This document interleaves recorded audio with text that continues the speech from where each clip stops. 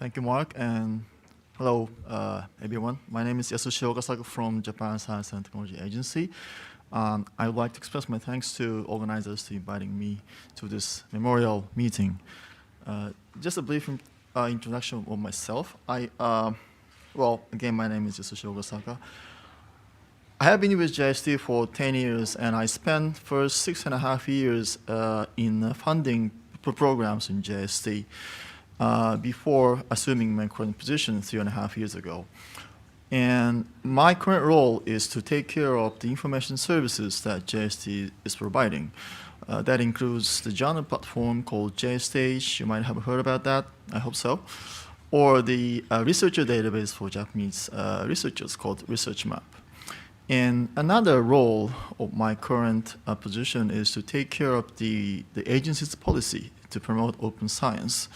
Well, in particular, how to assure the openness of the results of the researchers funded by JST. So why I'm here is in that context, so I will go through about open science.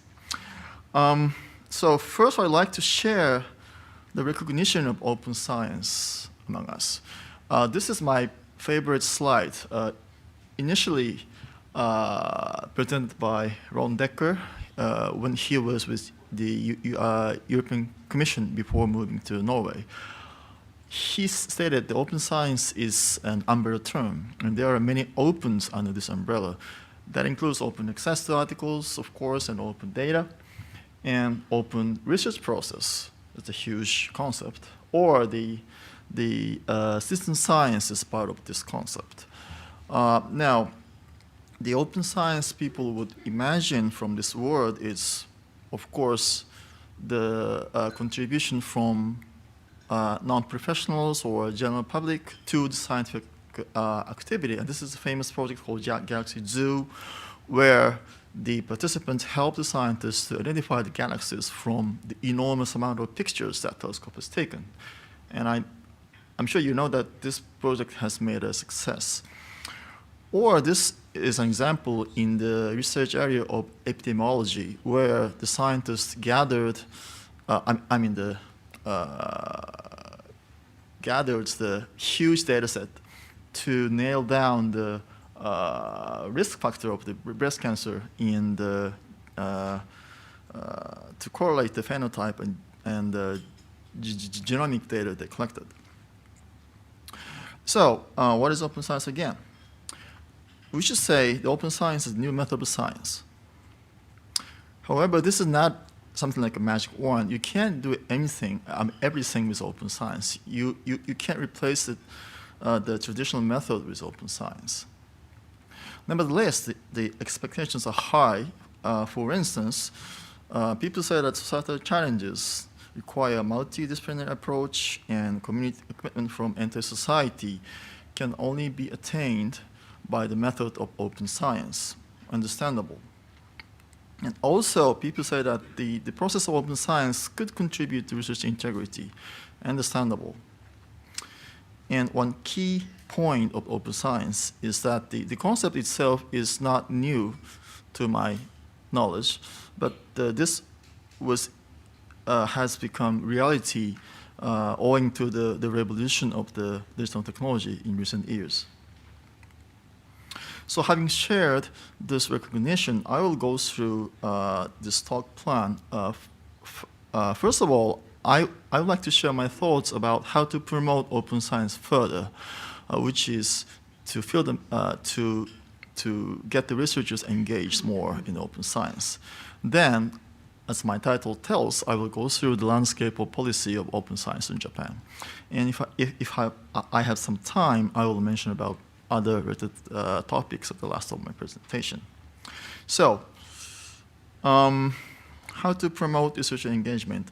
I will bring this topic because, to my very personal opinion, the environment to promote open science is there, but one thing missing is the researcher's engagement. And I believe you share my thoughts to some extent.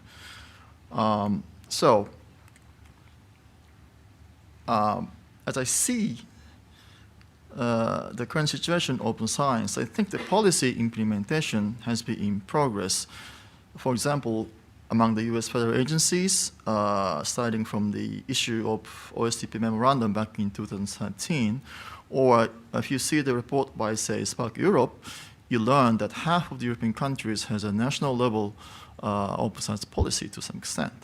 Or the famous Horizon 2020 has introduced a policy of open science, and Horizon Europe is expected to continue the policy. Now, in a nutshell, infrastructures are there already. Well, maybe you have some objectives, but let's say infrastructure is there, like data repository, tools for data management plans, or data creation service, PID linking services. So I think the ingredients as an infrastructure are there. Now, I should point out here that the publishing industry has been playing a central role in this scene, because they are providing the key technology to enable the open science methodology, sharing the outcomes, all those things. However, well, I'm knowing that it is still controversial, my view is that researchers' participation is not as high as hoped. So that's the reason why I say it. Researchers are the last missing piece to promote open science. Although we know that awareness is rising, this is a report recently published by the Spring of Nature titled Challenges and Opportunities for Data Sharing in Japan. They conducted a survey to the scientists or researchers in Japan, and they found that 95% of Japanese researchers have shared their data in some way. And their perception or recognition of importance of the open science is pretty high. Well, I should say data sharing, not entire open science, although. So probably they know what open science is, but still the practice of data sharing is not very visible. By the way, it is interesting to share that the rationale for data sharing is diverse. This is a report by issued by Digital Science in 2017 called the State of Open Data, and this is a very famous report, so you must know this. This figure shows that the motivations for sharing data, oh, I'm sorry, this is not clear, differs by region to regions. So this emphasizes us that there's a limitation of the generic policy implementation. So now, let's see, what is it for academic researchers? Probably for them, the open science is to share the knowledge, and where research outputs are shared and used, and new knowledge is created as a result. But in addition, when the research process is shared, they can expect the new insights are brought in, the new collaboration will be fostered, again leading to a good science. And also the open science requires you to treat your research out properly. So that could contribute to secure the research integrity as well. So there are many good reasons to participate into open science. However, there are many reasons not to participate, and I won't go through each of those, but and I'm pretty sure you're aware of these voices from scientists not to share data. This is their data, why they give it away. Understandable. The others may interpret their data and leading to a wrong conclusion. Well, could happen. And some scientists want to keep the data until they finish writing papers. Well, that's a reasonable reason. And it costs them to share data. And who's going to pay that? That's a problem. So we need what would make the researchers participate in open science practice. Now, researchers may participate when they recognize it benefits their research activity, something writing another paper, or it helps them to receive a better evaluation in grant application or the institutional evaluation. So we policymakers, including funders, need to discover an incentive system for researchers to get involved. And the system has large diversity depending on community, country, or any cultural background. So literally, one size doesn't fit all. So let's think about what motivates scientists. And I just drew a cartoon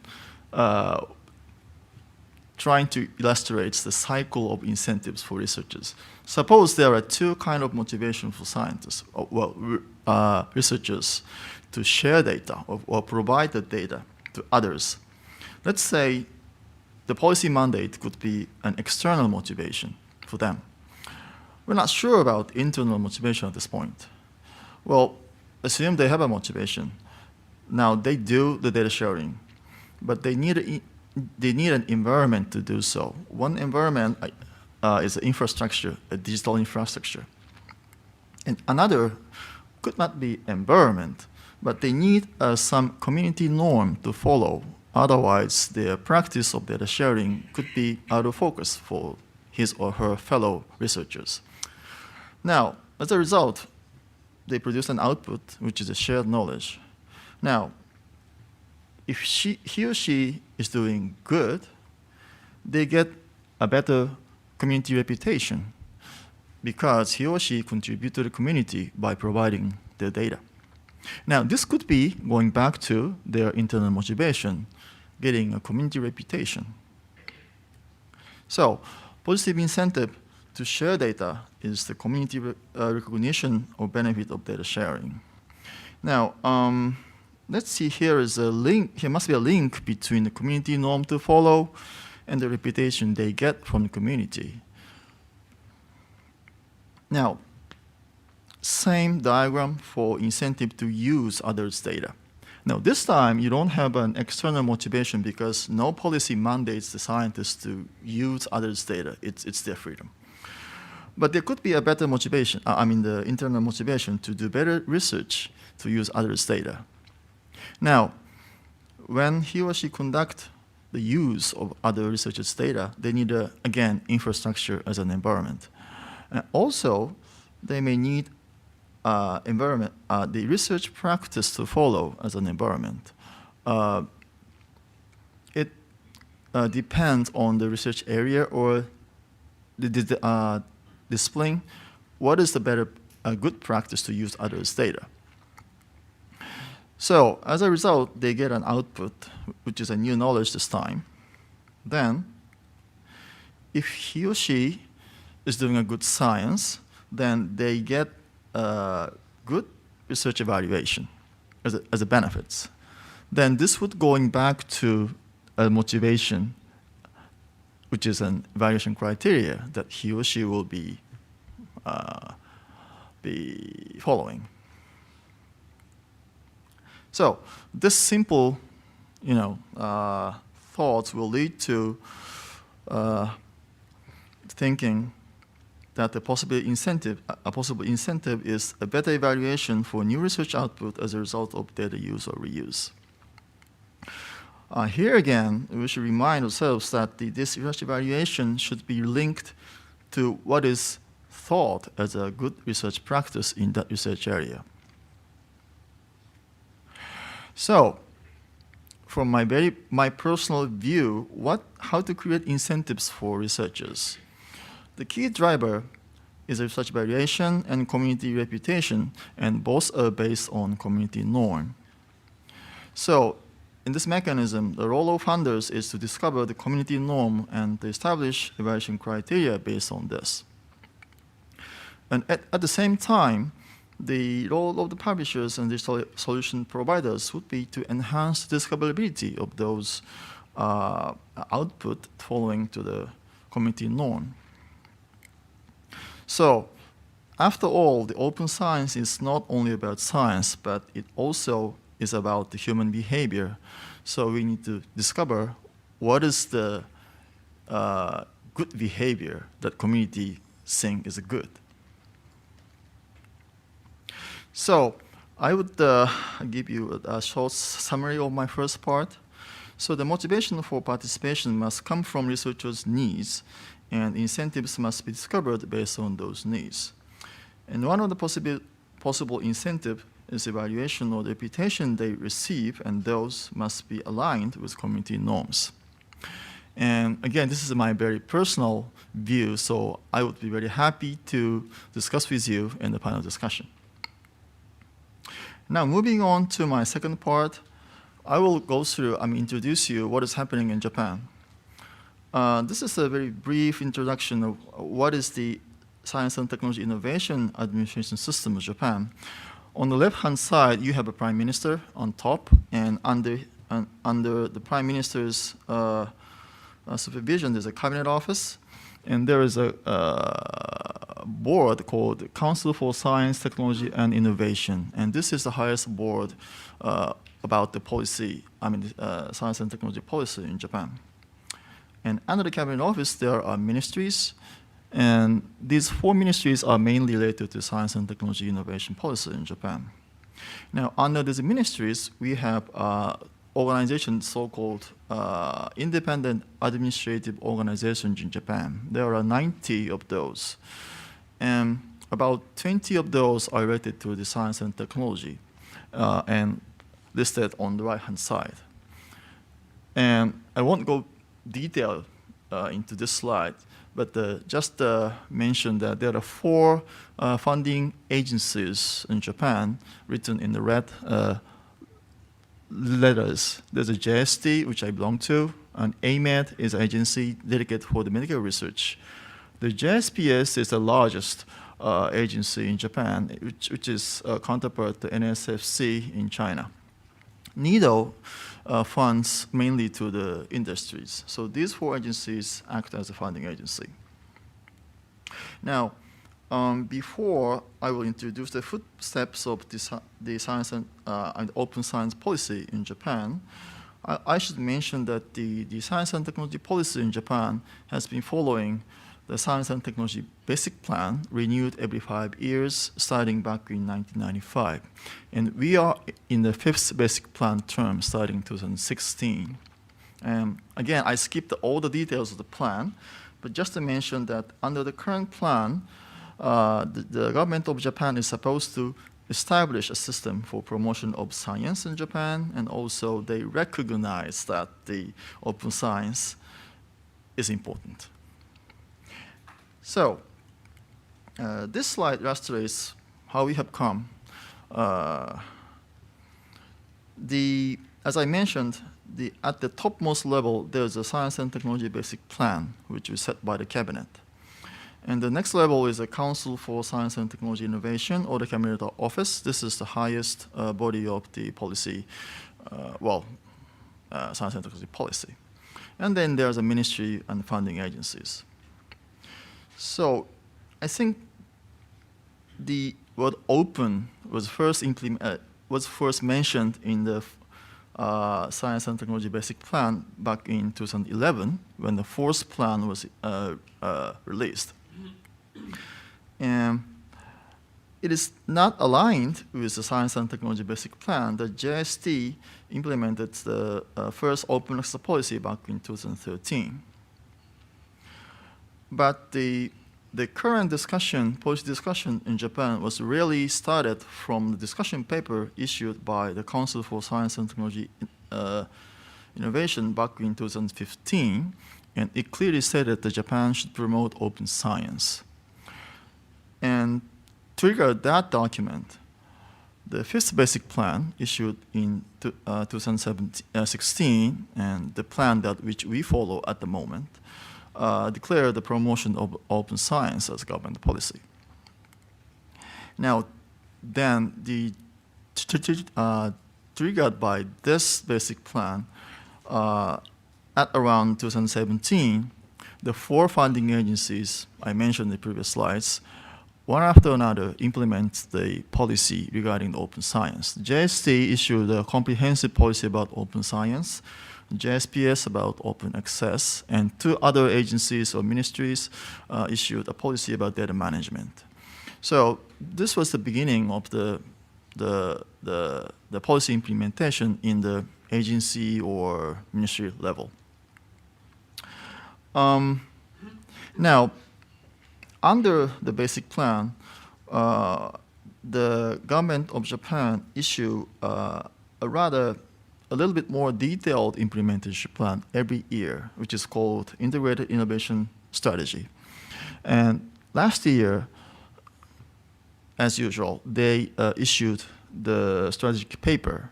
Now, for the first time, they get into the very detailed implementation plan in this document. Now, based on this document, there's many guidelines issued after that. One is the guideline for data management policy implementation in national research institutes, and also a guideline for the data repository that the Japanese institution will establish. So I'll a little bit mention about this integrated innovation strategy because this is kind of detailed. So written in this issue is actions and due date. Not a due date, but the schedule. So it says a national data platform will be developed and made operational in 2020, is the next year. Also, it says that all 24 national research institutes will establish data management policy by 2020. It's again next year. It's urgent. And all 14 funding bodies, ministries and agencies, will establish data management policy by 2021.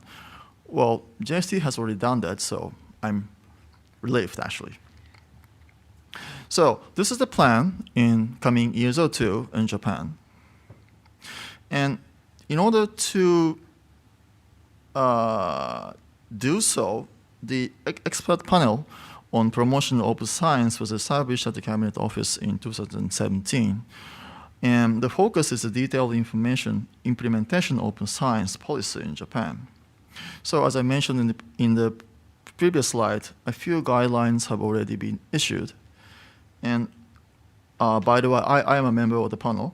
So now we are working on building a policy on national data infrastructure and also national data policy.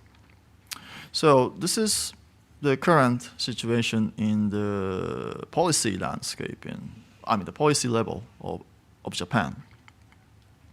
So under this overall policy direction, the JST has been implementing open science policy to our funded researchers.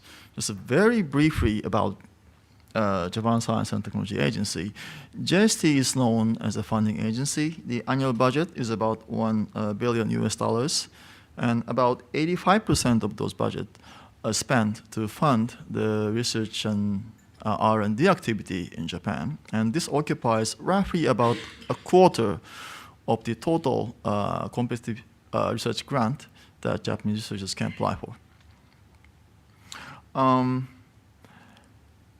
We have a variety of menus. I won't go into details, but just to show you that we have very many funding programs. So you are able to know how hard it is to implement open science plan to all of these programs, from the basic research all the way up to the commercialization programs. So in JST, the policy for open science was issued in April 1st, 2017. In the policy, we ask the researchers the three things. One is to make their articles open, and this is a mandate. We don't specify the method. It could be either in so-called gold open access or in green open access. And in case of gold open access, the researchers can pay their APC from their research expenses. The second one is about the data management plan. We ask the researchers to develop the data management plan and submit it to JST before starting the research activity, and manage the data following to that plan. And third one is that we recommend the researchers to make their so-called underlying data or evidence data of the article make openly available to the public. So far, the open access and DMP is going relatively well, to my opinion. The JST is a member of the CHORUS initiative. If you are not aware of CHORUS, this is an initiative led by the organization called CORE, which has a member, the membership organization consists of the publishers and also funders and institutions.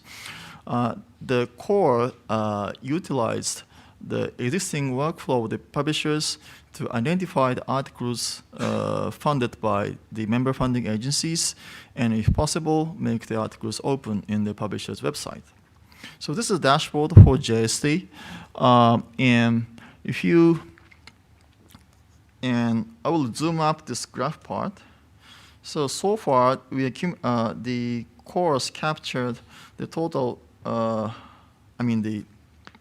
about 14,000 articles so far they identified as funded by JST. And about 35% of them are confirmed as a open access on publisher's site, which you can see 4,500.